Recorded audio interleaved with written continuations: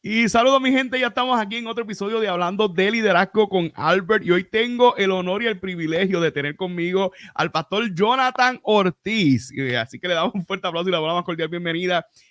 Jonathan, miren cómo lo conozco. Jonathan, tomamos una clase juntos en el seminario, miren, es verdad. Eso es así. Sí, entonces Una tomamos clase bien productiva, bien Sí, productiva. corrígeme, creo que era Teología 2. Teología 2. Teología 2, esa era la de todos, ¿verdad? La del lenguaje inclusivo. De hecho, todavía Buenísimo, buenísimo. Qué mucho gozamos en esa clase, ahora que me acordé. Y obviamente, pues allí en ese mismo tiempo, pues compartimos porque tomamos clases juntos. Sí, sí recuerdo, Jonathan, que me corrige. Había muchos, casi todos son pastores los que estudian ahí, pero sí recuerdo que había uno que otro evangelista internacional allí. Un saludito a Eugene García, si no me equivoco, también estaba en la clase. Eugene. Sí, gente muy linda, gente muy bonita. Entonces, con el tiempo, pues compartimos con Jonathan. Vemos que Jonathan también pastorea y es parte del equipo pastoral de una iglesia muy reconocida en el país, de la gente linda de Pedraza, a quien conocemos y admiramos y escuchamos sus podcasts, ¿verdad? Y sus predicaciones. José Pedraza, que es muy alto el muchacho. Y también veo que se gradúa del seminario, pero más allá de eso, lanza un proyecto que es el libro de Puerto Rico Envejecido. Se lo compré y obviamente es otra buena excusa para tener otra persona ordinaria que hace cosas extraordinarias en este espacio. Jonathan, ¿qué no dice de ti? Preséntate. Bueno, pues no hay mucho que decir. Todavía tengo dolores de cabeza con la clase que tomamos juntos y muchas historias que contar. Te amamos, profesor. Sí. Perdón. Es que no le gustaba no que puedo decirle profesor. No les voy a decir profesor, pero lo voy a decir el nombre. Sí. Fue una clase bien interesante. Ahí Albert pudo utilizar todo su conocimiento en esto de sistemas y me acuerdo todavía que el profesor se reía con la presentación que tú diste, que by the way fue buenísima. De Titigandinga. Esa clase sacó lo mejor de nosotros y toda la creatividad para afuera. En paciencia, en coraje. Yo creo que hasta en una él me regañó y yo le tuve que pedir disculpas al corillo por WhatsApp. Ay, no, de verdad que fue. No, yo creo que para eso yo me metí al seminario, para pasarme a los jatos, aprender y crecer y deconstruirme, ¿verdad? En ese aspecto. Pero Jonathan, tienes un proyecto espectacular, tienes un proyecto hermoso y quiero que nos hables de ese tema. Pero más allá de eso, sí, conocí de ti que te preparaste teológicamente a nivel subgraduado, que continúa preparando teológicamente a nivel de maestría y si no me equivoco ya estás en grado doctoral, o sea que estás preparando también en grado doctoral, o sea que tenemos aquí un experto en formación o ya prácticamente un teólogo entre nosotros. Cuéntanos de ti, ¿de dónde surge esta pasión por la teología? Pues mira, yo estaba, mientras me preparaba para el podcast del día de hoy, poniendo luces y todo lo demás, un pastor amigo mío que se llama, yo digo de cariño Galdi, él me envió una foto con mi tía, que mi tía le regaló mi libro. Él es pastor de la iglesia donde yo acepté al Señor en el 1998. Y cuando veo la foto de ellos, que fue mi tía la que me llevó a la iglesia, yo lo que pensaba era, wow, yo no puedo creer que un Viernes Santo del 1998 cambiara mi vida. Wow. Tenía 17 años para ese entonces, sin rumbo, sin dirección. Todos los panas míos ya sabían que iban a estudiar, qué querían hacer con su vida. Y oriundo de Salinas, Puerto Rico, cerca de la playa, donde se come tostones con camarones relleno, estaba cuestionándome. Yo te estaba relacionando con Salinas, tú estás en Juncos, pero es que tú eres de Salinas, ¿no? Sí, yo soy natural de Lo leí en el Salinas. libro entonces, pues yo dije, pero ¿qué tiene que ver Jonathan con Salinas? Me preguntaba yo esta mañana antes de grabar y mira, ahora tú me has corregido y yo pensaba que era que Dios me estaba revelando algo, pero no es que lo había leído en el libro. Mala mía. Sí, yo soy natural de Salinas, nací en Ponce, pero he vivido toda mi vida en el parking. Amén, amén, así soy yo, así soy yo. Yo nací en Ponce y me crié en el parking, vive Dios. Sí, quería en el parking. No soy, ¿verdad? Los de Juana Díaz son del patio, pero yo soy del parking. Entonces, yo reflexionaba y yo decía, mira, jamás pensé que cuando yo decidí en Semana Santa ir a la iglesia, ese 1998, sin saber qué yo iba a hacer con mi vida, yo el día de hoy tendría una entrevista en un podcast hablando de un libro que yo escribí. Wow. Esas son cosas que Dios te permite reflexionar y vivir, ¿verdad? Nosotros no hacemos las cosas por spotlight ni por orgullo, pero esas son cosas que uno dice, wow, ¿verdad? Que Dios, los planes de Él están mucho más arriba de las cosas que nosotros podemos pensar que somos capaces de hacer. Que yo para ese tiempo luchaba por tener 350 en la escuela y verme que este mismo año, en junio, me gradué en mi maestría, cuando tal vez muchas personas pensando en mí, diciendo, mira, tal vez Jonathan no es tan aplicado para estudiar en la universidad. Tengo una prima que yo sé que ella me ama mucho y me decía, vete a estudiar algo técnico porque ella tenía miedo de que las cosas que la gente podían decir de mí, de que tal vez iba a ser una persona fracasada en el ámbito académico. Ella no quería eso, que por lo menos hiciera esto. Y cuando me gradué ahora en junio con mi maestría, yo decía, wow, ¿verdad que Dios hace cosas que uno no, que uno si viviera para atrás diría que no tiene sentido? Así que todo comienza ahí, todo comienza un Viernes Santo, llegando a la iglesia y haciendo una oración diciendo, si tú me traiste aquí, no es para quedarme sentado en estos bancos, dale sentido a mi vida. Y el día de hoy estamos hablando de mi primer libro, así que Dios ha sido... Wow, no, qué espectacular. Hay unos momentos neurálgicos, yo creo que ya nos ha adelantado bastante y me gusta llegar a estos temas para poder, ¿verdad?, contextualizar, como diríamos. Esta maestría no es cualquier maestría, ¿verdad? Es una maestría en divinidad. Para los que no saben lo que es una maestría en divinidad, pues busque información sobre una maestría en divinidad. En casi todas las Ivy Leagues hay una maestría en divinidad y hay una escuela de divinidad, entiéndase, Harvard, Yale, toda esa gente. Y por eso que estamos en ese campo, ¿verdad? Pero, Jonathan, cuando nos graduamos de escuela superior, pasamos por un momento donde tenemos que tomar una decisión de qué estudios universitarios vamos a tomar. Yo veo allí que tú te preparaste y te fuiste directo a la UTC, pero ¿cómo llegas a esa conclusión o tomas la decisión de irte a estudiar teología? ¿Por qué te hago esta pregunta? Porque muchas veces, como muy bien te decía tu prima o tu tía, que con mucho cariño, mi prima. La prima te decía con mucho cariño que quizás es lo mismo que nos pasa con los músicos, que nos dicen, pero espérate, que te vas a morir de hambre, ¿de qué tú vas a vivir? Ah, vas a vivir de la iglesia. Y en ese aspecto sí que le decimos que vamos a estudiar teología. ¿Cómo fue ese momento cuando tú tomaste la decisión de, espérate, pues voy a irme a estudiar teología, estudios bíblicos? ¿Cómo fue eso? Y Pues que te fuiste de Salinas, y si te fuiste a la UTC, estamos hablando de que te fuiste a Dorado, si no me equivoco, allá al norte. No, en la UTC en Trujillo Alto. Mira para allá, Antes, sí, no, cuando yo estudié Dorado todavía era un sueño wow. del que era no sé si cómo es que le dicen, Cial, todavía me acuerdo de él, ahora está en Florida.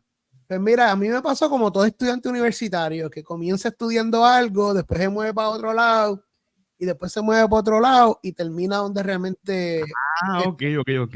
Y yo pasé todas las experiencias, ¿verdad? En Cristología decimos que Jesús pasó por todas las partes humanas, pues yo como estudiante pasé por todas las partes humanas. Empecé en la universidad, empecé en la Universidad de Puerto Rico, recinto de Calle, en administración de empresas, con deseos de estudiar contabilidad, porque supuestamente era bueno con los números, pero es que a mí me dicen que como yo nací en enero, la gente que nace en enero piensa como gente de negocios y de chavos, que by the way, ninguna de las dos tengo. Y ahora entiendo porque yo nací en enero. Sí, Ay, sí. ¿qué van a pensar de mí? A mí me dicen, mira, tú naciste en enero. Ustedes eso lo que piensan es en cómo puedo vender esto, cómo esto puede valer más en próximos 2 o 3 años. Ahora entiendo por qué las conversaciones con nosotros son como son. Ahora entiendo. ¿Tú me entiendes? Que yo te estaba dando ideas del libro y yo, pero espérate, el libro es del que se resuelve. No, y eso mismo yo hago con otra gente. Mira, que yo quiero hacer, mira, tú tienes que hacer esto y esto. Mi esposa me dice, sí, porque mi esposa me dice, si a ti te pagaran por todos los consejos que tú has dado, tú serías millonario, porque el problema es que eres bueno dando consejos, pero cuando intentas tú no te sale. Y yo digo, yo nací para ser un pensante. Ay, qué lindo, qué lindo. Yo pienso bien, pero a mis manos yo tengo que carpar túnel. A mí las cosas no me salen. Todo se me cae de las manos. Entonces empezaste allí en contabilidad. ¿Qué hiciste? Era en administración para contabilidad, pero contabilidad no pude entrar por el porcentaje, como todo estudiante que quiere estudiar algo, pero no puede, pero entra. Y Ajá, después se cambia. Pues exacto. empecé en administración de empresas y me di cuenta que ahí no era. De ahí me voy para la Interamericana de Guayama a estudiar computadora. Y en computadora empecé lo más bien porque me gustaban las computadoras, pero me di cuenta que el trabajo, cuando empecé con la clase de los binarios, ya yo me había dado cuenta que yo no era tan bueno con los números. Yo era bueno viendo negocios, pero números no. Y cuando vine a coger esa clase de binario, dije, no, espérate, si esto es mucha matemática, yo no voy a dar. Pero en la Interamericana tenía un programa de religión. Y yo dije, oye, quiero estudiar eso. Y de ahí empecé a orar y yo dije, Señor, me gustaría estudiar en una universidad que sea de teología, que yo pueda estudiar y tenga hospedaje y tenga comida y tenga todo. Si tú me consigues algo así, yo me voy. Hospedaje, comida, que tenga todo. Que tenga todo. Entonces, para ese tiempo, ¿verdad? Yo hice amistad con unas hermanas que son hijas de un pastor, ¿verdad? Fenecido.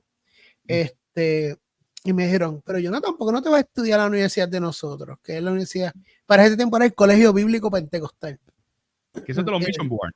Los Mission Board. Ajá. Porque no te vienes a la CBP. ¿Y dónde es en Trujillo Alto? Y yo, a rayo, pero date la vuelta. Entonces, un amigo mío llamado Wilfredo Torres, que es uno de mis mentores en mi proceso como líder, muchos años, él siempre me carreteaba y me ayudaba en todo. Y me dijo, yo te llevo y te quedas en casa para que veas cómo es. Pero yo tengo que ir a trabajar, te tienes que quedar ahí hasta que yo salga. Así que tuve un tour desde las 8 de la mañana hasta las 4 de la tarde, que fue que él me fui a buscar. Y allí yo vi que había hospedaje, que había un programa de internado, que yo podía estudiar, que tenía becapel, que iba a tener estudio y trabajo para poder cubrir lo que faltaba, que la becapel no cubría, que podía vivir en internado y que podía comer en el comedor con un programa que tú pagabas por todo el año la comida. Y yo dije, pues es aquí. Y decidí entonces entrar y estuve de 4 años de la universidad, viví 3 años en el campus, que ahora mismo todo eso es oficina, pero yo vivía ahí. Y oficinas del concilio, ¿no? No, las oficinas del mismo campus, donde eran la área de hospedarse, que para ese tiempo estudiaban muchos estudiantes que eran de Latinoamérica, Panamá, Venezuela, Colombia, Perú, que muchos de ellos ahora mismo son líderes grandes en la Mission Board. Wow, qué hermoso. Y ahí estuve y llegué ahí, me quedé ahí por 3 años. Mi último año viví fuera del campus, pero fue una experiencia bien bonita de crecimiento, de retos y de aprender más sobre lo que era la pastoral, desde las voces de los pastores que estaban conmigo tomando clases. No, hermoso por tema. Sí te estabas congregando mientras asumiste este reto, ¿verdad? Y estabas congregándote en Guayama, en Salinas. ¿Dónde estabas congregándote o cuál era tu iglesia en aquel momento? Para ese tiempo estaba la Iglesia Evangélica Unida. Ajá, o sea que era de los hermanos evangélicos unidos. ¿Y estabas en la Iglesia Evangélica Unida de cuál de todas? Yo me convertí y estuve en la Iglesia Evangélica Unida del pueblo de Salinas Pueblo, la que queda al ladito de la plaza. Ok. Sí. Entonces, Salinas Pueblo, entonces ahí que está la catacumba, hay una iglesia allí. Ahora hay una catacumba que está cruzando al otro lado de la plaza. Sí, que es nueva, que lleva poquito tiempo. Sí, llevan 5 años. Hace poco estuvimos en el aniversario de ellos. O sea, que siempre has estado en la Evangélica Unida, sentía eso, o sea, que no tuviste ningún reparo en irte a estudiar en un colegio bíblico pentecostal, porque prácticamente, pues, muchas veces, casi siempre, las iglesias evangélicas unidas, pues, son parte de este compendio de iglesias históricas, y prácticamente la congregación pentecostal en estos aspectos, comparado con las iglesias históricas, pues, es más joven. O sea, que no tuviste problema con irte a estudiar la Biblia con los hermanos pentecostales. No, porque en Puerto Rico hay un efecto dentro de las iglesias que tiene que ver más con región que con la misma iglesia per se. La Iglesia Evangélica Unida, como estaba en el área sur y tenía una pastora que venía del este, toda esa área este y toda esa área sur era muy pentecostal, y a pesar de que era Iglesia Evangélica Unida, era una iglesia evangélica unida pentecostal, donde había rebequenda rabacía, donde había danza, donde Yeah. había profecía, donde se invitaba evangelistas, donde Como se si, sacaban sí, demonios. ya. Era una iglesia pentecostal, pero Ajá. con una, ¿verdad? Con una dogmática de iglesia histórica. Wow, qué hermoso. No, y me identifico mucho contigo porque yo fui nacido y criado en una iglesia bautista y evidentemente así mismo. Estaban los rebequendas a vasalla, estaban los evangelistas internacionales, los acordes menores, a veces los hermanos de las iglesias pentecostales se venían para acá porque no sé si pasaba lo mismo allá. En mi iglesia, como quizás había un supuesto libertinaje donde las hermanitas podían usar sus pantalones y podían usar sus pantallas, pues venían para acá porque aquí estaba fuego el Espíritu Santo y podíamos, había fuego del Espíritu Santo aún con pantalones. O sea que esa experiencia pues la viví, pero entonces está la combinación, ¿verdad? De la cultura pentecostal o la tradición pentecostal, pero a la misma vez esa tradición histórica en ese aspecto. Ok, 3 años. ¿Terminas tu bachillerato? ¿En qué te terminaste tu bachillerato? Hice mi bachillerato en 4 años en educación cristiana. Wow. ¿Qué te llamó la atención de la educación cristiana o qué opciones había en aquel instante? Si había educación cristiana, me imagino que también había estudios bíblicos. ¿Por qué te fuiste por educación cristiana? Había educación cristiana, un bachillerato en asuntos pastorales e interpretación bíblica. Yo hice casi una sociedad de interpretación bíblica porque había entrado en interpretación, pero yo soy hijo de 2 educadores. Uno de ellos fue profesor de la Interamericana por muchísimos años, Universidad Interamericana de Guayama, profesor Henry Ortiz, profesor de inglés.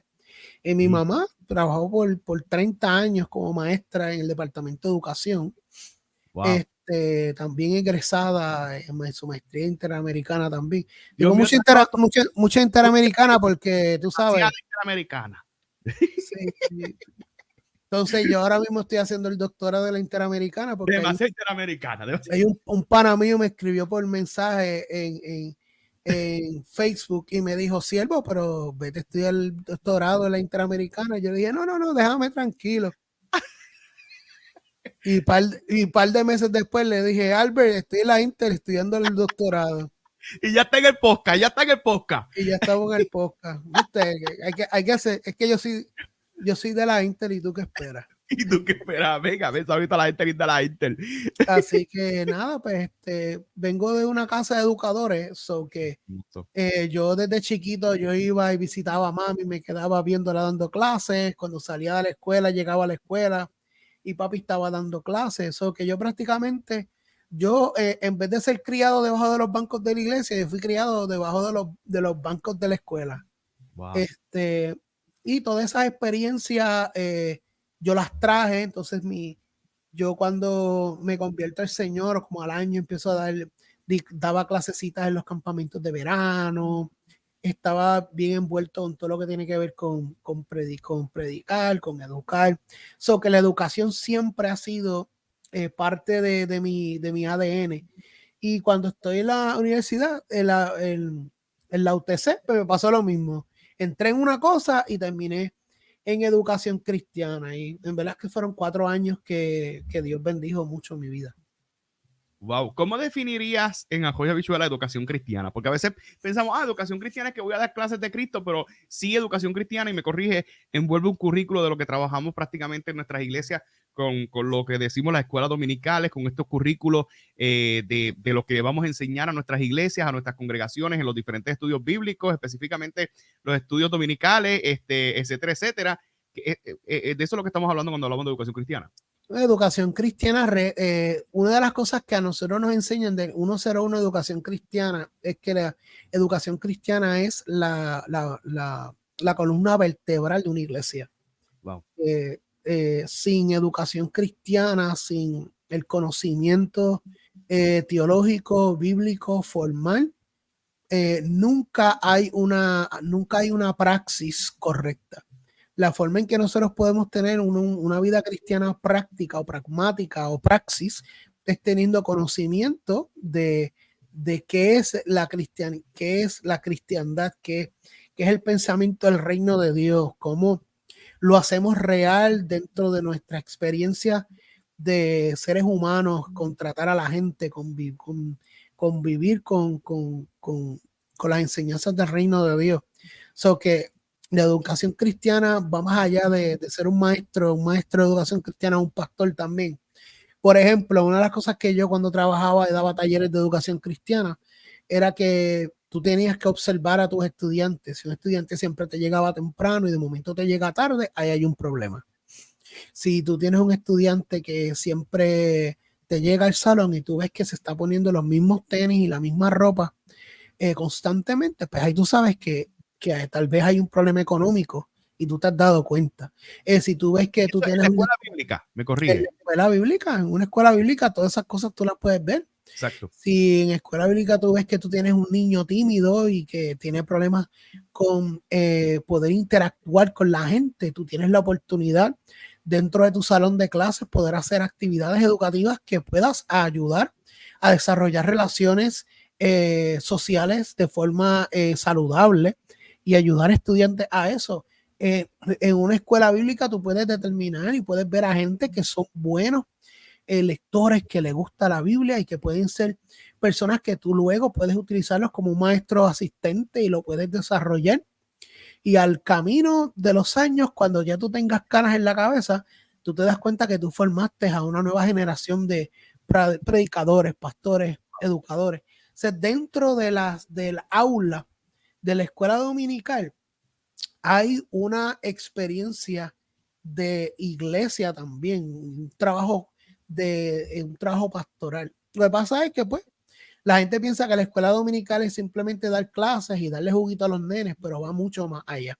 Pero a nosotros nos toca, ¿verdad? Los que hemos pasado por ese proceso de formación, a darle a poder dignificar la posición del maestro de escuela dominical. Que muchas veces los maestros de escuela dominical antes, mucha gente llegaba a la iglesia y decía, no, porque yo no iba para la iglesia, pero me llevaban a la escuelita dominical de los niños. Y desde ahí Dios comenzó a formar a un posible creyente, pastor, ministro o una persona, un ciudadano responsable que ayuda a edificar una mejor sociedad. No, es que me ha dado, o sea, me has volado la cabeza primero con que no te criaste en los bancos de la iglesia, pero sí en los bancos de los pupitres. Y mi mamá fue maestra por muchos años, todavía es maestra. Y yo cuando chiquito siempre iba al salón de clase, siempre veía eso. Y también me ha volado la cabeza ahora con lo de la escuela bíblica. Me remonta a los tiempos cuando iba a la iglesia con mi abuela, donde llegábamos temprano y casi siempre cuando íbamos temprano, pues teníamos que ir a la escuela bíblica dominical y después pasábamos al servicio, que era como decir el culto, en aquel tiempo le decíamos el culto mayor. Yéndome un poquito al tema, para entonces poder entrar al tema del libro, ¿cómo has visto la educación cristiana en este instante? Porque sí he ido a iglesias a predicar donde empieza la escuela bíblica y ya prácticamente nuestras experiencias de culto en las iglesias quizás no tradicionales o no denominacionales, pues ya no tienen escuela bíblica, no se ve mucho esto de las escuelas bíblicas, a menos que sea una iglesia histórica, pero ya prácticamente a veces llegamos a la iglesia la experiencia a las 10 o a las 6 o a las 5, dependiendo. ¿Cómo has visto la transición o cómo ha transicionado la educación cristiana en estos instantes? Creo que tiene el micrófono apagado, pa. Mira, a ver. Sí, no, es que yo lo apago mientras tú hablas Ay, santo. Para poder, porque por dentro estoy hablando lenguas y no quiero que se... ¿Qué es esto, Dios? ¡Siento que me transformo! Ay, yo soy loco con los jabacucos. Dale, zumba ahí. Pues mira, honestamente, bueno, si tú quieres que yo te caliente el podcast, tú me avisas. Sí, caliéntalo. Ya mismo hablamos del libro, pero es que vamos por partes. Ay, yo mando aquí porque yo tengo puro. Yo mando aquí. Zumba. El problema ha sido de que la iglesia poquito a poco la iglesia poco a poco ha ido dándose de la tarea educativa de la Biblia. Por eso vemos tanto loco por ahí, 104 disparates y la gente se los recibe. Wow. Por eso vemos gente que dicen palabras proféticas y parece un show de magia.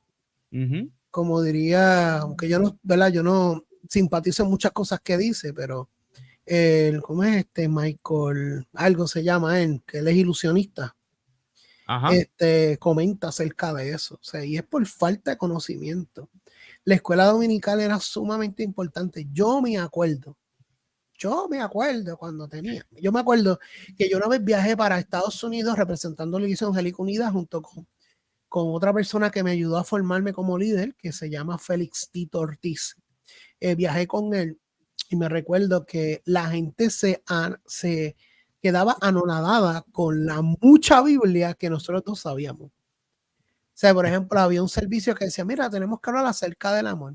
Y yo me acuerdo que yo dije, pues mira, podemos utilizar 1 Corintios 13, que eso lo usa todo el mundo. Y me dijeron, ¿y qué dice ahí? Y yo, Wow. 1 Corintios 13, eso yo lo sabía yo desde que Sí. desde que llevaba 4 meses en la iglesia.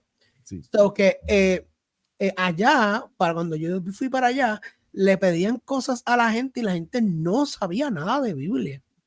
Y si nosotros vamos hoy en día, el problema de que no se dé esa dinámica de poder educar de forma formal en las iglesias, la escuela dominical y desarrollar a personas que tengan su propio criterio y su propio pensamiento crítico acerca de la palabra.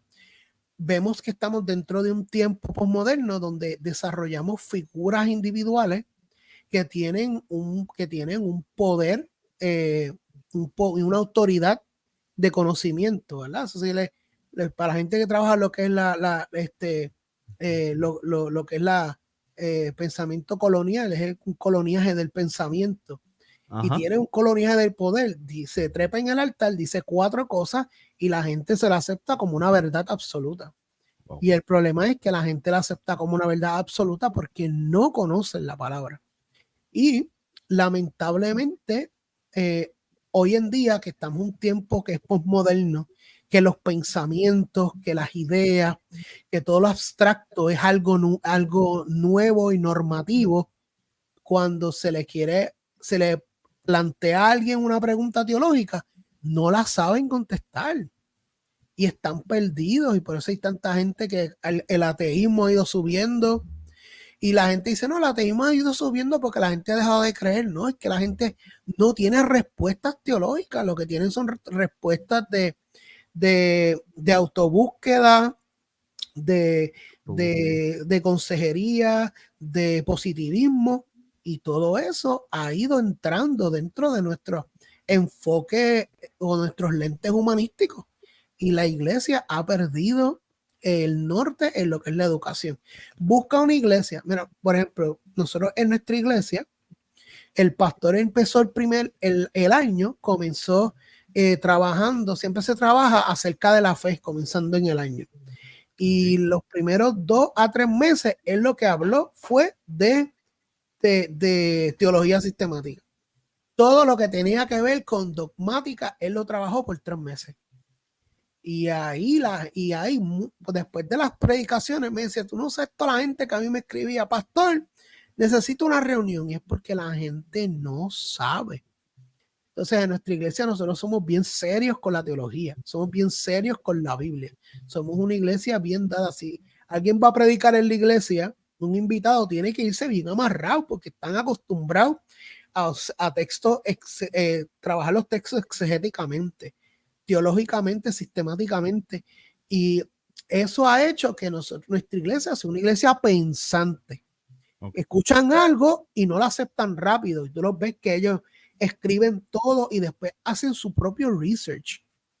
Y hoy en día esas son cosas que yo, cuando voy a iglesia a visitar o voy a iglesias a predicar o a cantar, yo me quedo bruto sentado. Yo digo, wow, ¿qué es esto? ¿Qué es esto? Y las cosas que uno escucha, las cosas que uno lee en Facebook. Yo a veces trato de cogerme un ayuno de Facebook por un par de días porque yo leo cosas que yo caigo en un estado, en un estado de shock. Yo digo, no, yo no puedo. Y después yo veo todos los likes y los amén. Y yo, no, espérate. Yo me voy a apartar de los Facebook como por 2 días, porque si no voy a pecar. Que sí, la educación cristiana está en decadencia.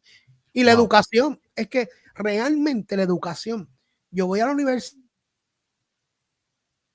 estaba llena.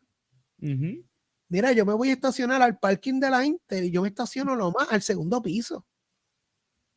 La universidad están, los seminarios estaba hablando mi profesor de los sábados, que los seminarios están cerrando. porque la gente no quiere estudiar teología. Entonces, ¿qué sucede? Sí, estamos viendo que la gente, la educación en su forma de ver magnificada, en el magno, vemos que la educación está decayendo.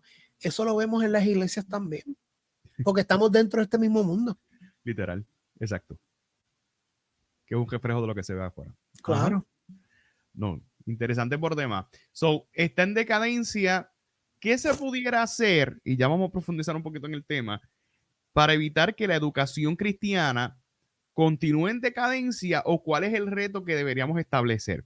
¿Deberíamos volver a la escuela bíblica o establecer estos métodos donde, ¿verdad? Hay unos modelos que todavía hay iglesias que lo persisten, porque he ido a predicar iglesias donde llego, ¿verdad? Temprano y están todos en escuela bíblica y tengo que ver la escuela bíblica y yo digo, Dios mío, pero entonces está predicando y después voy yo. Sí, he tenido la experiencia con los hermanos adventistas, que una vez llegué temprano, o como que hay gente que llega tarde que llega tarde a la escuela sabática o a la escuela dominical porque van directo al culto, pero entonces si llegamos temprano, pues tenemos que, con todo el respeto, lambernos la escuela bíblica. Pero en ese aspecto, ¿qué debería hacer la iglesia hoy día para poder fortalecer la educación cristiana? ¿A dónde deberíamos ir? Y quiero ahora atarlo a otro punto aquí, y es qué recursos pudiera utilizar que me faciliten el proceso de yo poder, ¿verdad? Ejercer la educación cristiana. Me explico. Es decir, si vamos a establecer educación cristiana en la iglesia, pues quizás probablemente para evitar que los hermanos me digan, no, que no voy a dar la clase. Pues fíjate, existen unos módulos, existen estos cursos, o sea, hay unos programas que por muchos años han existido y las librerías cristianas, pues, los venden, que bueno, el discípulo, que son estos manuales de estudio bíblico que se utilizan y por años siempre han estado allí, porque entonces también se ha vuelto un mercado donde no sabemos a cuál recurrir, porque entonces si le damos la libertad que el hermano pues dé lo que le dé la gana en la escuela bíblica, ¿cómo pudiéramos controlar que el hermano pues sea, ¿verdad?, una sana doctrina, que el hermano al cual le prestamos para que dé la clase de los adultos, para que dé la clase a los jóvenes, dentro de esa educación cristiana, pues pudiéramos recurrir a este recurso que nos ayude en ese aspecto? ¿Qué deberíamos hacer? ¿Hacia dónde vamos? ¿O cómo pudiéramos trabajar eso? ¿Puedo calentar tu podcast una vez más? Sí, sí, todo lo que tú quieras, todo lo que tú quieras. Aquí se metió Dios. Ay, espera. Número uno, la iglesia tiene que entender que una inversión en la educación bíblica y teológica de su iglesia vale más que en todo el año invitar a 7 artistas y 8 evangelistas trendy. Y profeta. Y prifitis. Sí, eso es con todo, con I es que es algo mío de mi esposa. Le trajeron en Chile un plato de brócoli y eran bien chiquitos. Y ella, ¿qué es eso? Y esos son bríquili. Y de ahí, papi, todo es con I. Ese es algo nuevo para que te lleves para la Intel. Ya tú vas a ver que con eso tú te ganas. Todos los jóvenes tuyos de allá se van a volver locos. ¿Cómo estuvo la clase? Profesor Albert, estuvo Winnie. Estuvo Winnie. Pues mira, número uno, nosotros, mano, es que no hay excusa, brother. Es que ese es el problema, que no hay excusa. Los libros hard copy son bien caros. Y sobre todas las cosas, esos libros hard copy, tú tienes que tener un espacio para poder entonces, para tú poderlos tener en la iglesia, y eso consume espacio. Exacto. Oye, los libros están digital. Primeramente, al que quiera en tu iglesia leer de algo y buscar de algo, invierte en una biblioteca virtual. Muy bien. En vez de pagarle 200 pesos a un predicador que a ti te gusta mucho, invitarlo 8 veces al año para que te llegue gente a la iglesia. Wow. En vez de invitarlo 8 veces, invítalo 2. Y eso 6 veces por 200 pesos, estamos hablando de 1,200 pesos. ¿Sabes? Todos los libros buenos que puedes comprar digital por 1,200 pesos.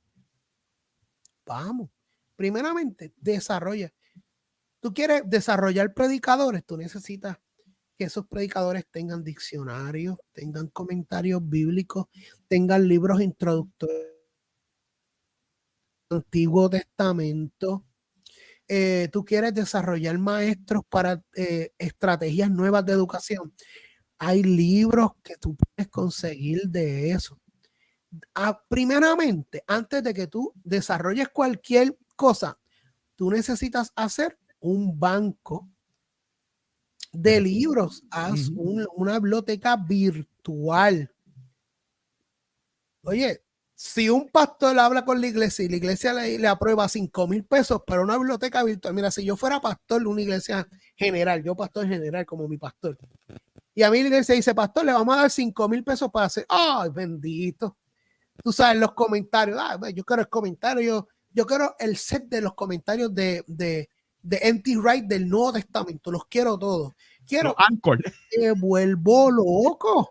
Ajá, porque esos son recursos míos para yo desarrollar mis sermones, mis estudios bíblicos, pero no, prefieren gastar 1,200 pesos en invitaciones.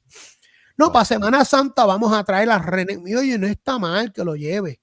Vamos a llevar a René. Mira, voy a traer a Grupo Grace para acá con la banda completa y gastaste 25,000 pesos que pudiste haberlo hecho para tener una biblioteca virtual. Hay personas mayores, sí, personas mayores que les gusta. Los libros tú puedes conseguirlos virtual y puedes buscar una forma en que tú puedas tener algún equipo para tú poder imprimir. Mira, o los compras hard copy. ¿Cuál es el problema? Porque es para los hermanos. Claro, comentarios, cosas así, pero si los tienes digital, tú los puedes imprimir. Exacto. ¿Cómo lo puedo hacer? Mira, cómprate el programa de logos, tú puedes bajar y puedes bajarlos en PDF. Cómprate un logo y búscate a alguien que te sepa dirigir a qué cosas tú puedes, porque logos tú puedes comprar e invertir un montón de chavos. Pero mira, es que no podemos meter 25,000 pesos de cantazo. Eso se paga mensual. Amén, vive Dios. Págalo mensual. Y tienes, mira, este libro llegó nuevo. Otra cosa, somos bien ligeros para invitar a predicadores, evangelistas, adoradores, profetas, al Chavo, a Don Ramón, a todo el mundo. Sácate un budget. ¿Tú quieres hacer algo bien hecho? Sácate un budget y búscate a alguien que se ha quemado las pestañas estudiando Biblia y teología y dile, mira, yo necesito hacerte como un contratito de 6 meses para ver si me puedes levantar todo lo que sería un banco de datos para comentarios bíblicos y todo, porque quiero desarrollar predicadores y quiero desarrollar la educación cristiana. Tú puedes, como un tipo de consejo, de un consultor. Consultor, exacto. Oye, págale un consultor. Pero quieres buscar a Yuyo el que mata puerco. Ajá. Que tiene un bachillerato en otra cosa y no se cuidado si no tiene nada, o cuidado si no tiene nada. Y no se especializó en eso. O sea, tú no vas a llevar a tu iglesia a Juancho Cara y Queso a que te haga un baño si tú sabes que no hace eso. Exacto. O si tienes un problema eléctrico, tú tienes que buscar un perito, no vas a buscar a Eugene, el que hace sándwiches, porque te sale más barato. ¿Me entiendes? O sea, tenemos que utilizar nuestros hermanos y hermanas con peritaje. Muy bien. Y búscate un consultor que te ayude. En nuestra iglesia, por ejemplo, algo que el pastor hizo que todo el mundo le encantó. Nosotros tenemos nuestra escuela de fundamento, ¿verdad? Donde hay 3 módulos, que es desde el básico hasta el último que hay. Son 3. Esos son ese es el discipulado. Sí, que eso como que cuando entras a la iglesia, esta es la clase, como decir, con todo el respeto, el catecismo de los católicos. O sea, aquí vas a aprender nuestras creencias, como decirle, esa doctrina de lo que creemos, hacia dónde vamos y qué creemos de cada uno de los asuntos que están pasando en el mundo. Sí, se le dan fundamentos, que es el Espíritu Santo, quién es Jesús, quién es Dios, o sea, todo lo que es lo básico de la fe. Ese es el primero que se llama fundamento. Entonces, todo eso. En Banazul le dicen punto de partida. Un saludito a la gente de Banazul. Entonces, ¿qué pasa? Eso antes lo daban en un día, lo daban por Zoom o lo daban en la iglesia. Pero no todo el mundo puede ir porque nosotros vivimos en un tiempo donde hay gente que tiene que trabajar 1 o 2 trabajos o que trabajan de por la noche. o que tienen nenes y tienen que estudiarlos y no pueden. Entonces, ¿qué se hizo? Pues el pastor decidió hacer un programa en donde los profesores se grabaron y todo está digital. Tú entras y cuando tú puedes ves el video y tiene unas preguntas. Y a lo último tiene unas preguntas que tú completas para poder pasar el módulo y pasar para el próximo. Y si tienes duda o preguntas, tú las aguantas, tú las escribes y ahí va a haber unos días donde los profesores se iban a conectar y él pregunta que hubiese y las contestaban en ese Zoom. Otra cosa también está esta pastora, Dios mío, que ella es capellana, la Inter, que ella es pastora de los nazarenos, Ibelí. Ibelí Valentín. Saludito, Ibelí. Me acuerdo que Ibelí fue una clase de tecnología y ella hablaba cuando empezó la pandemia, que ella estaba dando los discipulados y los estudios bíblicos y ella se dio cuenta que le asistía más gente por Zoom. Wow. Que estando en la casa. ¿Por qué? Porque había gente que estaban haciendo cosas en la casa o estaban de camino y se conectaban. O estaban en su trabajo y se ponían un audífono. Y ella notó que a través del Zoom tenía más alcance de su membresía a la hora del estudio que abriendo el templo, prendiendo luces, prendiendo aire, gastando, consumiendo, ¿verdad? Que aquí tú prendes la luz y respiras y ya tienes que pagar 30 pesos. Ajá. Ella se dio cuenta que utilizando el Zoom le era mucho más efectivo. Y no tan solo es efectivo, también es costo efectivo, porque es un día que tú no tienes que abrir el templo. Tú puedes hacer, yo hablé con un pastor amigo mío que él me decía, yo estoy tratando de hacer los discipulados a mis líderes aquí, pero no me llegan. Pero yo hice un Zoom y me entró todo el mundo. Pero es que yo no estoy acostumbrado a esto. Yo, pues te tienes que acostumbrar, porque es mucho más fácil. Yo digo, mira, yo tengo nenes en casa, yo tengo que estar en mi casa, tengo que estar con ellos. Yo me puedo poner un audífono y yo te voy a escuchar. Porque así nosotros estamos acostumbrados a escuchar música, a escuchar un podcast, o a veces no estamos ni viendo el televisor y lo que queremos es escuchar algo. Así y nuestro cerebro ya está acostumbrado a poder captar todo sonido sin verlo. Y un saludito a los que nos están escuchando, probablemente ni nos están viendo, pero nos están escuchando así como tú, viendo así. Claro. Entonces se puede utilizar esos métodos, puede utilizar el Zoom. En el Zoom hay whiteboard. En el Zoom tú puedes poner una presentación. En el Zoom todo el mundo se puede ver. En el Zoom tú puedes conectar un YouTube. O sea, con el Zoom tú no necesitas tener un proyector ni un equipo de sonido. Todo lo tienes en el Zoom ya. O sea, hay muchas formas. Es cuestión de uno dirigirse y prepararse. Y bien importante, el pastor y la pastora, Ediberto López, ese es mi viejito, mano. Ese saludito a Ediberto, un saludito. Pero un montón. Es como, él no lo sabe, pero él es como mi tercer abuelo.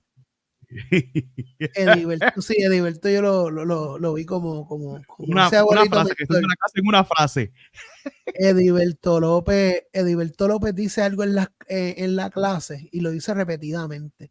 Ediberto López dice, ustedes tienen que entender, pastores, que el pastor es el teólogo de la iglesia. Si usted no está leyendo, usted es un irresponsable. Porque el teólogo de la iglesia es su pastor. Y nosotros los pastores tenemos que estar documentados. No lo vamos a saber todo. Exacto. Pero tenemos tiempo para, mira, yo tengo dudas con ese tema. Dame un breakcito. Voy a hacer un research pequeño y nos sentamos a hablar. O sea, tú tienes que darle, y tú como pastor tienes que entender que tú eres el teólogo de la iglesia y que tú tienes que velar porque la iglesia se desarrolle educativamente, porque esa es su fe. Exacto. Si alguien va a guiar un carro, al menos tiene que tener un examen de licencia práctico y un examen de licencia teórico. O sea, ¿cómo tú quieres dejar que la gente guíe su vida si usted no le ha dado ni tan siquiera una herramienta para que ellos puedan evaluar cuánto ellos saben o si ellos están realmente preparados para guiarse en la vida a través del pensamiento del reino de Dios? Si usted no lo educa.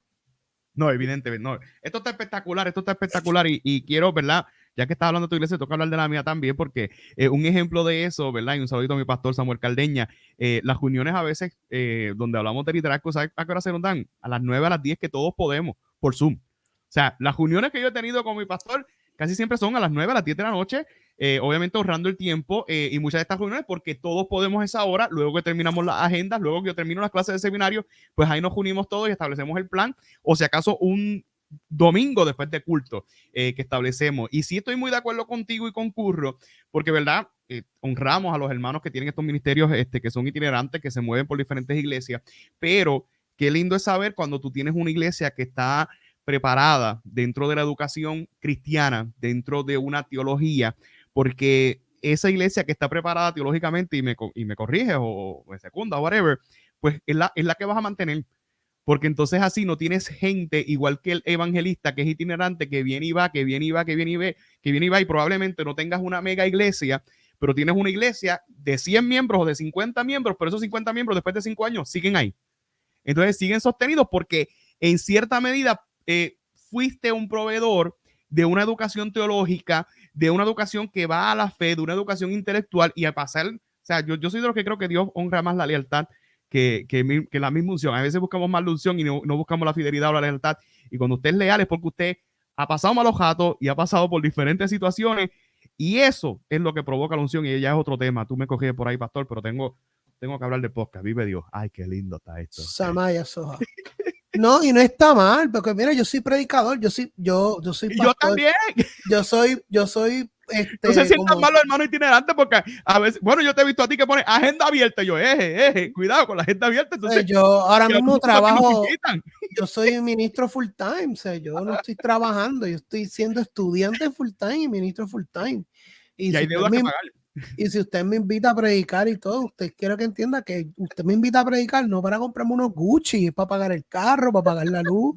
O sea, nosotros, y mi deseo, y cuando yo voy a predicar, por ejemplo, yo cuando voy a predicar, yo no sé de estos predicadores que yo llego y yo digo, a mi Dios me reveló, yo no. Yo le pregunto al pastor, ¿qué usted quiere que yo vaya a predicar? Y que otra voz con otros lentes le pueda dar de ese tema. ¿Cuál es? Usted es la fuente de esa iglesia. Dígame cuál agua tengo que llevar. Y nosotros vamos y refresca, porque a veces el pastor quiere escuchar un sermón, porque lleva 4 meses que está predicando todos los días y dando estudio bíblico y dando todo. Y la iglesia también quiere escuchar otras voces también, que no sea una voz pastoral, pero quiere escuchar un sermón y ver a alguien nuevo. Y eso refresca a la iglesia, descansa al pastor, descansa, es un descanso auditivo también para la iglesia. Y lo bueno de eso es, por ejemplo, en mi iglesia, la gente le gusta que el pastor predique.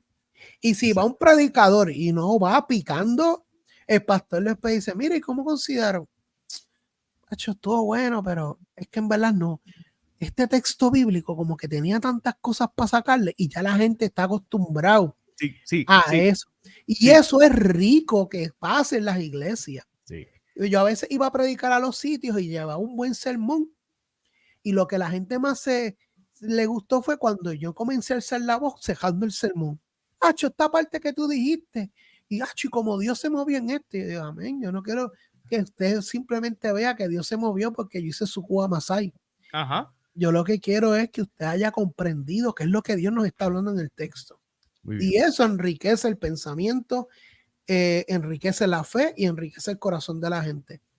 No, y en esa línea, qué bueno que lo tocas también. Hace poco tuve a alguien aquí en el podcast, hace un par de años atrás, tuve a alguien aquí que el reto que tenía ahora la iglesia era que ya se habían acostumbrado tanto al estilo de los pastores de la casa que el traer a alguien externo era un reto, porque podías traer a que por más nombre tuviera al más famoso, pero ya la gente, o sea, el oído de la iglesia ya estaba preparada para escuchar un mensaje del pastor general de la casa o de alguno de unos pastores específicos, porque ya se acostumbraron a los pastores de la casa. Ahora que si tú traes a alguien externo, tienes que superar by far el pastor de la casa. Y eso a mí de verdad que me voló la cabeza, porque entonces entiendo yo y asumo yo, ¿verdad? Con todo el respeto, que han logrado en esa iglesia, muy reconocida en el país, que ellos tengan eso establecido y entonces aman a los de la casa y no dependen de los externos, porque con todo el cariño que le tengo a muchas iglesias acá en el oeste y quizás en el país, la constancia de invitar o de traer recursos constantemente, yo soy de los que creo en que no va a haber una doctrina o una educación cristiana, porque entonces si todos los domingos o un domingo al mes hay un predicador invitado o un sábado de momento, hay iglesias muy reconocidas que llegaba un profeta un domingo, otro profeta otro domingo, y a veces, con todo el respeto, uno daba una palabra y el otro daba otra palabra. Entonces de momento era más sensacionalismo que teología. Entonces de ahí te das cuenta por qué muchos quizás que salieron de esa iglesia o muchos que quizás ya no van a la iglesia, pues era por esa dicotomía de mensajes y no había una estructura en una teología. Pero ya calenté el podcast, ya vamos a hablar de lo que debo. ¿Por qué llegas al seminario evangélico de Puerto Rico viniendo de una experiencia pentecostal y llegas a un seminario? Lo amo, yo soy el conductor del podcast en el seminario, pero si el seminario evangélico de Puerto Rico, vamos a hablar claro, es un seminario que es academicista, que es académico. Para muchos es liberal, para otros es conservador, para otros yo lo veo como académico y me encanta la experiencia porque me deconstruye. Conservador. ¿Cómo? Conservador. Y sí, hay gente que le dice conservador. Y sí, sí. Hay gente que todavía le dice conservador, imagínate. Pero con todo el respeto, mira, ya no me comprometa, que tú saques de esto. Y en ese aspecto, yo le quiero decir académico, porque sí es academicista y te reta. O sea, es una preparación porque también, por otro lado, es muy polémico también estudiar. Y también el campo teológico es polémico, porque también si tú dices en qué iglesia te congrega, ¿y qué doctrina sigue? Entonces, no todo el mundo tiene esta formalidad teológica. Y nada más tú decir que estudias en el seminario, yo que vengo de una experiencia conservadora, que vengo de los catacumbas, a veces yo decir que estudio en el seminario evangélico de Puerto Rico, ya me están orando y me dicen que tú estás estudiando en el Seol. Pero tienes la visión académica, pues obviamente tú desechas lo malo y retienes lo bueno, pero la experiencia académica te sirve de mucho porque ahora tú ves las cosas desde otra perspectiva, te cuidas con lo que dices. Cuando estudias la Biblia, cuidas lo que vas a estudiar y cuidas cómo te expresas también. Ha sido un reto. Pero ¿por qué tú optas dentro de esta experiencia habiendo una gran gama de oportunidades de crecer teológicamente? Porque ahora esto es un boom. Prácticamente sí, tú dices, hay unos seminarios que están cerrando, pero ahora hay más oportunidades que quizás nuestros abuelos no tuvieron de poder prepararse teológicamente hablando. Porque antes solamente existía el Seminario Evangélico de Puerto Rico, pero entonces ahora ahora están los Naya, el Seminario Teológico, MIPA tiene algo por allí, el Colegio Pentecostal, estas iglesias gringas o universidades gringas que llegan a las iglesias. ¿Por qué optaste por el Seminario Evangélico de Puerto Rico? Bueno, cuando yo estaba en la UTC, yo estaba en la CBP. La CBP casi UTC. Pero vamos a decirle UTC porque todo el mundo la conoce por UTC. Ajá. Se lo digo a la gente linda UTC. Sí, que Dios me ha dado la bendición. Una de las cosas que yo le pedí a Dios era que si yo podía estudiar en el seminario y me graduaba, yo quería dar clases en mi alma mater. Y ahora mismo yo estoy profesor ad hoc en la UTC. Sí, chacho, di mi primera clase del libro. Y yo estaba por el camino bebiéndome las lágrimas, nadie lo sabe, pero yo estaba llorando. Qué lindo. Y decía, Dios, gracias porque me ha honrado con contestar mi oración. Allí en la UTC, cuando yo estaba estudiando, y mira qué interesante, antes de graduarme, me sube un recuerdo de estos de Facebook. De estos recuerdos buenos, porque a veces te suben unos recuerdos de cosas que te escribiste. Y uno está reprendiendo. Dios mío, envíalo al Seol y que no aparezca jamás, Samay. Oye, yo he visto cosas que yo he borrado. Yo digo, esto yo no lo quiero ver jamás. La cosa es. Llevas toda la vida en la iglesia, que conste. Sí. Bueno, que recuerda que Facebook lleva como 7 años, 8 años. Y yo mira ese disparate, Dios mío, Padre amado. Si yo fuera Mary McFly, volvería para atrás para verme un canto. No escribas eso, hijo del diablo. Entonces, mira, pues la cosa es que vi un recuerdo que era cercano a mi graduación de la UTC. Y yo decía, me encantaría estudiar en el seminario, pero no sé si sea capaz de hacerlo. ¿Y por qué? ¿Por qué? Bueno, porque cuando yo estuve en la UTC, honestamente en la UTC yo todavía era muy inmaduro en muchas cosas.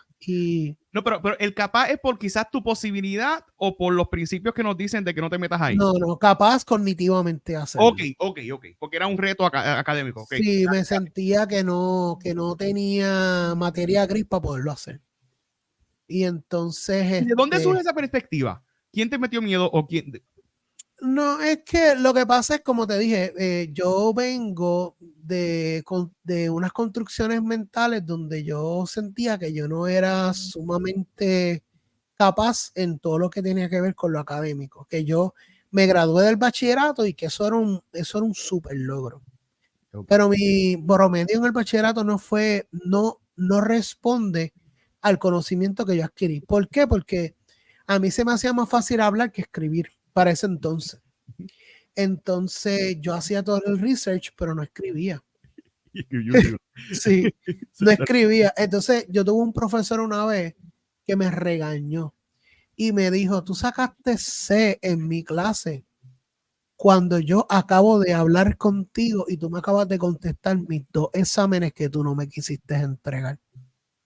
Tú me hubieras dicho esto antes, yo te hubiera hecho un acomodo razonable y tú hubieras sacado la mejor nota en la clase. Él me estaba un diálogo comiendo y me hacía preguntas, ¿qué tú piensas de esto? Y yo contestándole de este libro, porque yo hacía el research, yo leía. Yo iba a la biblioteca de UTC y me decían, Jonathan, ¿dónde están los libros de Cristología? Pasas por aquí, doblas acá, mira, vente, yo te voy a llevar. Aquí están los de Cristología, aquí está esto. Yo me sabía la biblioteca de memoria, porque yo leía, pero no escribía.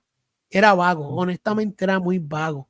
Sí, pero ahí viene el reto de los estilos de aprendizaje. Ya eso es otro reto que tienen los profesores, que tienen que saber, ¿verdad? Que no solamente aprendemos por los exámenes, sino también a través de proyectos, informes orales o whatever, pero ya le toca al maestro. Eso es responsabilidad del maestro. Entonces, y qué bueno que usted se dio cuenta. En las clases de educación cristiana yo siempre brillaba porque eso era lo mío, esa educación cristiana. Ojo cerrado y las clases de Nuevo Testamento, exégesis, me gustaba porque eso era lo que me llamaba la atención, pero como tenía esto de que sentía que no podía, le cogía miedo y no escribía. Y a veces entregaba las cosas tarde o incompletas buscando por lo menos pasar la clase. So que ya tenía esa perspectiva en mi cabeza. Y fue bien bonito que cuando yo estoy a punto de graduarme, me llega esa notificación donde yo decía que yo quería estudiar en el seminario, que era mi sueño, hacer una maestría en divinidad, pero que no era capaz de hacerlo. Y Dios me dio la oportunidad de leer eso a 2 semanas de mi graduación. Wow. Yo entregué eso que tú tienes en tus manos, es mi monografía de integración para graduarme. Y tanto Ediberto López como el presidente Mejías, ellos me solicitaron que yo lo publicara. Y yo pues fui un estudiante obediente y lo publiqué. So, ese trabajo lo hice con mucho, ¿verdad? Con mucho deseo y creyendo sumamente en él y teniendo una preocupación genuina. Y cuando yo leí eso en Facebook, yo dije, wow, mano. Y pensar que ahora lo más que me gusta es escribir. Cuando voy a una clase y me dicen, tienes que preparar un paper, y pues gloria a Dios, no tengo que hacer ningún examen. Yo odio los exámenes. Yo me pongo nervioso con los exámenes. Amén. Y soy de los que me das un cierto y falso y yo digo, bueno, puede ser cierto, pero esta afirmación no es completamente correcta y tú no sé si es cierto o falso. Y soy de los que digo, que cogen el examen y hay profesores que me la dan y hay otros que no. Yo le escribo, esto puede ser cierto, pero y le escribo por al lado. Y a veces no era cierto, era falso. Pero como yo era casi todo cierto y una sola cosa falso, pues entonces me la daban. Sí, es falso como dijiste y no es cierto, pero como me lo explicaste, te la doy buena. Sí. Y así me explicaban.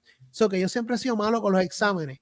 No, yo aún con doctorado y con reválida y con todo lo que, o sea, yo leí un libro que uno toma alrededor de 3,000, bueno, el paso que yo voy, ya yo he tomado como 3,000 exámenes y todavía es la hora que los critico. Y ahora tengo la autoridad para poder decirlo porque como educador y como profesor, obviamente, pues tengo que dar exámenes, pero he tomado 800 exámenes en mi vida y soy de los fieles críticos de los exámenes porque yo estoy seguro que si yo te pregunto a ti, que en ese examen que tú sacaste A, cuando estabas en la high, en el único examen, o si acaso un examen que sacaste A, ¿qué vino en ese examen? Tú no te vas a acordar.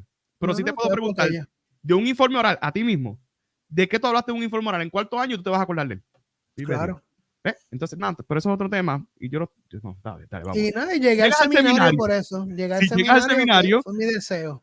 ¿Cómo Siempre. describes tu experiencia en el Seminario Evangélico de Puerto Rico? Y me siento que estoy en el podcast en el Nido, pero cuando entraste, cuando quizás dudabas que tienes la capacidad, ¿cuándo aplica? ¿Por qué aplicaste, verdad? Porque me imagino que dudabas de eso, pero aplicaste, entraste, ahí me quedé en esa parte de la película. Cuando decides, pues fíjate, voy a aplicar, voy a entrar, ¿y cómo describes tu experiencia? Pues mira, hay gente que llega a tu vida que viene a sumarte y no a restarte. Cuando yo conocí a mi esposa siempre me decía que yo, y todavía me lo sigue diciendo, yo le digo que no, pero mi esposa me dice, no, tú eres un cerebro con dos piernas. Y yo, ¿qué va a hacer? Si yo es que, yo digo, lo que pasa es que yo puedo blending, yo puedo como que hacer que hago, pero que no hago, y que sé, pero que no sé. Hay cosas que yo sé y otras que no, y lo que yo sé, pues lo hablo, y lo otro, pues me quedo callado, buche. Entonces, yo siempre quise estudiar en el seminario. Y una vez se lo comenté a ella y me dice, ¿por qué no lo hace? Yo digo, es que yo no puedo, yo no soy tan inteligente. Y ella se sentó a hablar conmigo y me dijo que sí, que yo era capaz, que yo lo podía hacer. Y ella misma me acompañó, y yo iba a hacer la maestría en arte y religión, porque yo dije, esa yo la puedo hacer. Ajá. Y yo llego allí, y es más corta, pero realmente en mi corazón estaba a hacer la de divinidad. Esa era la que yo quería. So que cuando llego allá, mi querida Lida nos atiende. Ay, Lida Alvarado, un saludito. Lida, a Lida la llamo a veces y le digo, Lida, vengo a llamarte para molestarte. Pero nene, tú no te graduaste ya. Pues la cosa es que estoy así hablando con ella, y entonces me dice, ¿y cuál vas a estudiar? ¿Arte y religión o divinidad? Y ahí esa pregunta me paró, y ahí mi esposa me dice, ¿por qué no estudias divinidad? Y yo, es que es bien largo. Son como 6 años, 7 años. Y ella, tú puedes hacerlo, tú quieres hacerlo. Y yo, sí, yo quiero, no sé si pueda, pero lo voy a intentar. Ella, sí, tú puedes. Y yo, bueno, y ahí yo necesité ese apoyo emocional, y ella me dijo, tú puedes. Y yo, pues, entré. Y tuve la oportunidad de tomar clases. Mis primeras clases fue psicología de la educación, que a mí me encanta la psicología, y la psicología de la religión. A mí me encanta la psicología. Y la segunda clase fue educación cristiana con el profesor y presidente Mejía, que son dos clases que para mí son cómodas. Y te digo una cosa, yo soy medio llorón. Yo estoy tratando aquí de no ponerme sentimental. Pero yo me acuerdo que cuando yo empecé mi segundo semestre y cogí mi clase de Biblia y religión con Ediberto López, yo me recuerdo que cuando yo salí del salón, yo me monté en el carro y yo empecé a llorar. Porque yo decía, y yo sentí realmente como el Espíritu de Dios me puso este sentir en mi corazón para decir que escuché la voz de Dios que me dijo. Realmente sentí en mi corazón este pensamiento que me dijo, este era el lugar donde tú tienes que estar. Wow. Y mi experiencia en el seminario fue hermosa. Yo terminé el seminario en 4 años, yo me lo tragué. Yo me tragué el seminario. No, yo voy con calma. Yo aproveché el COVID y yo dije, espérate, ¿puedo coger clases online? Vamos a meter 4 clases que se echaba el diablo. Que se echaba el diablo, el sueño y la ansiedad. Pues tomamos una pastillita y bregamos con eso. Wow. Y llegué al seminario con mucho miedo, y finalicé el seminario entendiendo que yo era capaz. El seminario fue un proceso de aprendizaje, un proceso sanador. Entonces yo terminé el seminario con muy buen promedio, con muy buenas clases, con profesores que me quisieron recomendar si quería estudiar para adelante. Y cuando llegué a la Inter, volví a la Interamericana con el mismo proceso. Llegué con mi esposa, me senté con el presidente del departamento, El director del departamento. el director del departamento. Hablamos, dialogamos, y mi esposa me miró y me dice, ¿tú quieres hacerlo? Y yo, bueno, tú sabes que yo quiero hacer el PhD. Wow. Y ella, bueno, pues si tú quieres hacerlo y no vas a estar toda una vida estudiando, pues go for it. Entonces yo dije, ¿y cuánto tiempo va a tomar? Y me dice, no, no tanto porque es por trimestre. Tú como en año y medio, 2 años terminas todas las clases y lo que te quedarían serían 2 años para hacer la tesis. Y eso es una clase por trimestre. Wow. Y yo, ¿cómo? No tengo que estar 6 años aquí. Y él, no, son lo máximo 4 o 5 años, dependiendo de cuánto tiempo te tome la tesis. Y yo ahí hablé lengua. Eje. Y cuando le dije, y cuando tú hablas acerca del seminario, hay que entender que el seminario es una universidad, es un campus histórico en todo Exacto. lo que es Latinoamérica y el Caribe. Ajá. Y eso se sabe cuando yo llegué al programa y hablé con el director del programa. Él me dice, ¿y dónde tú estudiaste? Y yo le dije, mira, yo me gradué en junio en el seminario. ¿En cuál seminario? Seminario Evangélico Puerto Rico. ¡Ay, bendito! Él hizo, ¿estudiaste en el seminario? Sí. ¿Y cuándo te graduaste? Yo, en junio. ¿Cuánto tiempo Fresquecito. estuviste estudiando? Yo le metí 4 años ahí, le metí duro. Y mi esposa dándome codazos, háblale del libro. Y yo, nada, yo escribí un libro, lo sacaste. ¿Y tú escribiste un libro? Sí, de mi monografía. Y pues mira, nada, habla en registraduría y le dices que ya tú pasaste la entrevista. Wow. Vete y matricúlate. Y Wow, es wow. el peso de decir que tú estudiaste en el seminario, aunque digan de que el seminario es del diablo y que El pues, Seol. ¿verdad? Hay diferentes pensamientos que uno tiene que conocerlos, uno tiene que jugar y bailar con Exacto. ellos, porque es parte del proceso de academia. Si yo puedo ser calvinista o arminiano, yo tengo que darte de las dos. Exacto. Y hay que tomarse de las dos cucharas. Y uno personalmente se queda con la cuchara que le gusta. Pero eso es parte de, y no podemos ser retrógradas y quedarnos en un solo pensamiento. Hay que abrirnos a un campo y a un mundo de epísteme, porque este mundo es así, de muchas cosmovisiones y construcciones. Y el Seminario Evangélico Unido, diga lo que digan y hable lo que hable. Evangélico de Puerto Rico. La iglesia Claro. evangélica unida. Oye, como estoy Ay, pendiente. ¿verdad? Seminario Evangélico de Puerto Rico, sí, es que tengo una melcocha. Aunque todos sitios tienen sus cosas que pueden mejorar, y yo he hablado de mis cosas que yo quisiera que le puedan meter un poquito más duro en eso. El seminario es el seminario. Y yo hablaba con Eliezer, que él es discípulo de Cristo. Ustedes saben quién es Eliezer. Seguro que sí leí su libro. El de las Él, pisadas, es el de las pisadas. sí, pisando firme, algo así. Algo así. Él está estudiando también. Y yo me acuerdo que yo le pregunté, mire, y es pesado el programa. Y él me dice, papi, yo pasamos por el seminario. Cuidado lo que diga, que después si alguien lo escucha, él se pone más fuerte. él me dijo, no, tú y yo pasamos por el seminario, tú y yo pasamos por el desierto.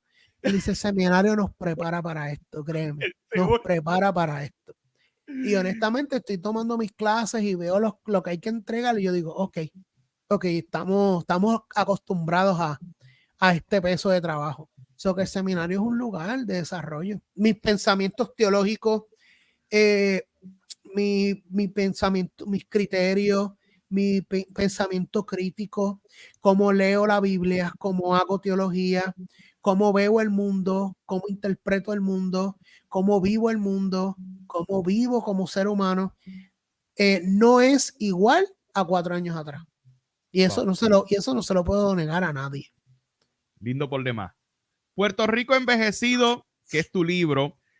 Obviamente ya podemos entrar en esta línea para ir cejando ya el espacio porque ya hemos hablado demasiado. Pero sí, Puerto Rico Envejecido, una respuesta pastoral al desafío social de una población de personas mayores de 60 años.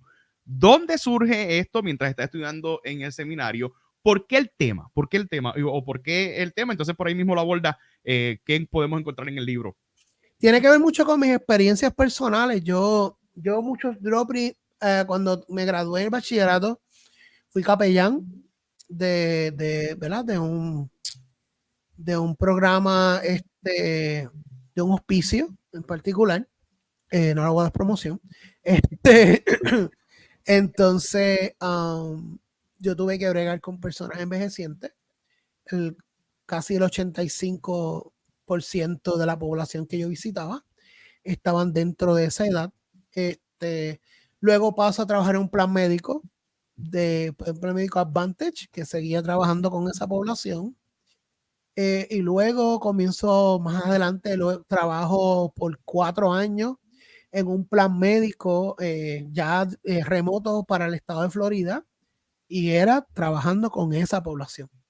So que ya yo estoy inmerso por muchos años escuchando, viendo y conociendo las polémicas, las necesidades y las situaciones que viven estas personas dentro de su edad. Adicional a esto, ya yo estoy pasando por ya yo pasé por el cuarto piso hace más de un año atrás. Wow. Entonces, ¿qué sucede? Yo soy medio filósofo. Mi mamá cuando ella estaba embarazada de mí, ella cogió filosofía educativa y cogió una clase de educación y ella dice que la sudó para graduarse de bachillerato. Y ella me dice que le decía a mi papá, el nene va a salir, va a amar la educación y va a ser filósofo. Y literal. Entonces, yo estaba hablando con mi esposa y yo le decía, no, cuando uno tiene 15 años, uno está viendo la vida en suma. Uno quiere tener 16 para el carro, 18 para ir para la universidad, quiere tener 25 porque se gradúa, va a estar trabajando, a los 30 tú quieres tener esto y lo otro, estás sumando. Yo le dije, pero cuando uno llega a los 40 y tú empiezas a decir que normalmente la gente puede llegar hasta los 82, 85 años de edad, tú dices, wow, espérate, yo estoy empezando a vivir la mitad de mi vida. Wow. Entonces ya yo no veo la vida en una suma, yo la veo en una recta. Y yo lo que pienso es cuánto tiempo me queda por vivir. Y no es porque queremos restarle los años para vernos más jóvenes, es que realmente ya pasamos un lado. Eso es como cuando uno está corriendo, va en la pista, cuando ya tú ves que tú caminas media hora y tú ves que pasas 17 minutos, tú no estás diciendo que llegue más, tú estás restándole el tiempo. Exacto. Yo estoy restándole. Y en ese proceso, donde ya las rodillas te duelen, si haces muchas cosas a la espalda, y yo me acuerdo que el fisiatra me dice, cuando tú llegas a los 40 años, ya el cuerpo comienza a dolerse en unas áreas porque tú llevas 40 años de desgaste. Y yo, wow, doctor, no me diga eso, Dios mío, padre, ¿cómo va a ser? Le dice, sí. Él dice, en cualquier parte de tu cuerpo, si te hacen un MRI, tú vas a tener un desgaste, pues son 40 años dándole a las rodillas, dándole a las manos, dándole a los hombros. Tú desarrollas algún tipo de desgaste. Le dice, eso es normal. Y yo por dentro, Dios mío, cállalo, padre, ahora, suelta. Así que la espalda duele, las rodillas. En este proceso estoy pasando un proceso de duelo. Porque estoy teniendo duelo de mi juventud. Wow. Pero mi mamá tiene 66, 67 años, mi papá tiene 71, 72 años. Yo estoy pasando por un duelo también, porque mis papás se están poniendo viejitos. Y mami antes subía y bajaba, brincaba y saltaba. Ahora a mi mamá le duele las rodillas. Ahora mi papá estuvo un tiempo que estuvo bien malito porque tuvo problemas con la tiroides y no se sabía. Y yo estuve preparándome para enterrarlo y todo. Y cuando se recuperó de forma mágica, como que esa pastillita le salvó la vida. Yo me acuerdo que yo la abracé llorando y le decía, yo me estaba preparando porque yo pensaba que yo te iba a enterrar. Y decía, mi papá se me está muriendo, te tienes que preparar. So que yo estoy en ese proceso. Y dentro de este proceso de diversos duelos y más mis experiencias personales, cuando hablan acerca de cuál es tu tema para discutir en tu monografía, ya yo había leído y había visto que Puerto Rico estaba en proceso de envejecimiento. Wow. Y yo soy predicador. Yo voy a iglesias a predicar. Y si vamos a iglesias pentecostales o iglesias históricas o denominacionales, tú te vas a dar cuenta que muchas de estas iglesias, el más del 60 o el 50% de su congregación son personas envejecidas. So que dentro de toda esta dinámica de observación y experiencia personal, yo decido hacer una investigación sobre si Puerto Rico es o no un país envejecido. Y de ahí nace entonces mi trabajo y luego mi primer libro. No, espectacular, espectacular. Yo la acabo de leer y lo leí antes de invitar a mi querido, porque esto es una excusa, o sea, como que lo tengo que leer antes de y me obligo a leerlo antes de, y está basado en muchas citas muy interesantes, que es un trabajo monográfico. ¿Qué fue lo más retante dentro de este proceso de redactar este libro y qué pudiera encontrar la gente cuando adquiere el libro Puerto Rico Envejecido? ¿Qué tiene este libro que no tienen los demás? Lo más retante, honestamente, fue, fue ver cómo fue diantre. El proceso de búsqueda, honestamente, no fue tan retante gracias a que tuve un buen mentor. Okay. Mi mentor fue mi querido Edilberto López. Saludito, Edilberto López. Y él de verdad, o sea, él fue mentor. O sea, yo tenía unos textos bíblicos para trabajar y él me decía, pero ¿y si tú trabajas este texto? Léetelo a ver si te gusta. Y cuando yo lo leí, yo dije, espérate, esto yo lo puedo empatar con esto y con lo otro. Que realmente no tuve mucho problema con el hecho de poder montar el trabajo. Ya yo tenía personas que yo quería trabajar, cómo lo quería trabajar. Realmente no fue un problema, fue un eye opener. O sea, yo honestamente cuando empecé a hacer la investigación de Puerto Rico en por qué es un país envejecido, cuáles son los problemas económicos y de salubridad que padecen nuestros envejecientes, yo dije, Dios mío, qué mucha necesidad hay. Wow. Que mucho desconocimiento nosotros como congregaciones y como iglesia tenemos con nuestra comunidad y con nuestro contexto de país. Wow. Queremos estar modernizándonos con todo el tiempo y haciendo un targeting a ciertas edades, y mientras hacemos eso, nuestros viejitos sufren y están solos. Wow. Sí, que para efecto, esto es lo que vamos a encontrar en el libro, que es esta información que quizás desconocemos y por supuesto una respuesta pastoral con relación a eso.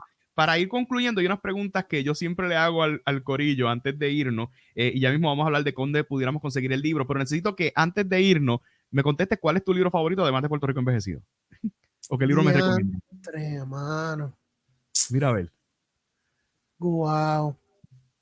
Pues mira, te voy a hablar de dos. Te voy a hablar de dos. A mí un libro que me sacudió fue el libro de Leonardo y Clodovis Boff, de Teología de la Liberación. Me sacudió mucho porque te invita a hacer teología desde los de abajo. Brutal. Que no se hace teología desde la Biblia primero o desde tus posiciones de privilegio, que tú tienes que meterte dentro de la gente que sufre. Y cuando tú estás ahí y vives lo que viven y sientes lo que sienten, tú de ahí comienzas a buscar respuestas bíblicas y desarrollar una praxis.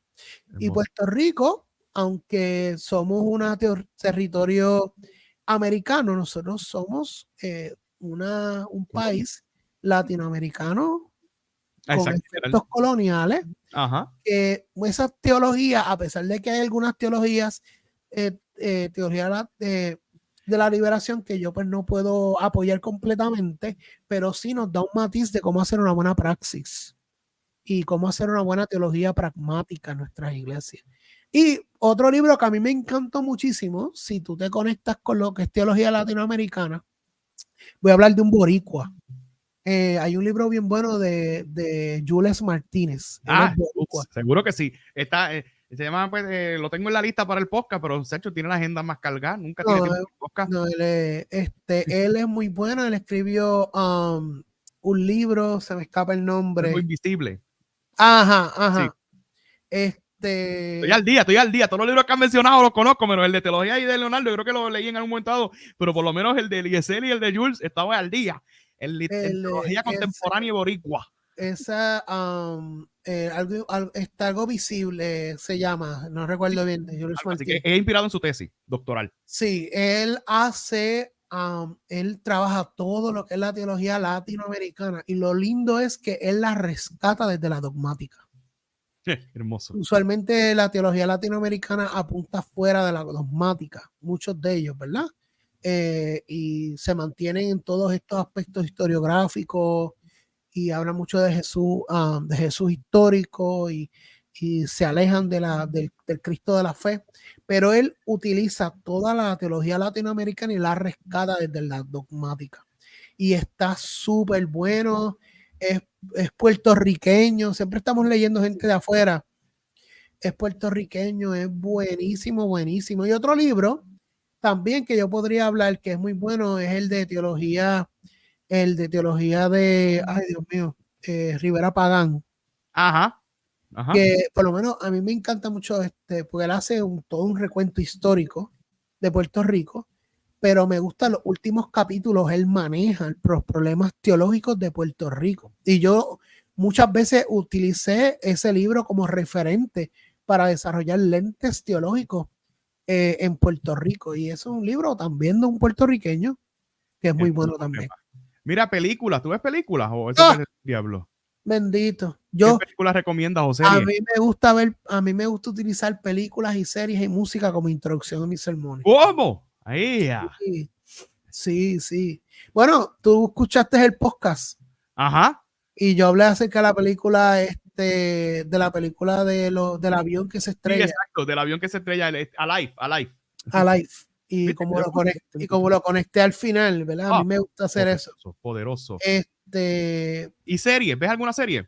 Bueno, series veo un montón, pero películas que a mí me gusta utilizar para reflexionar. A mí me encanta Matrix, me encanta Lord of the Rings, me encanta Narnia. O sea, ¿qué cristiano no le gusta utilizar Narnia? Yo en Narnia he utilizado tantas partes de las películas para poder reflexionar.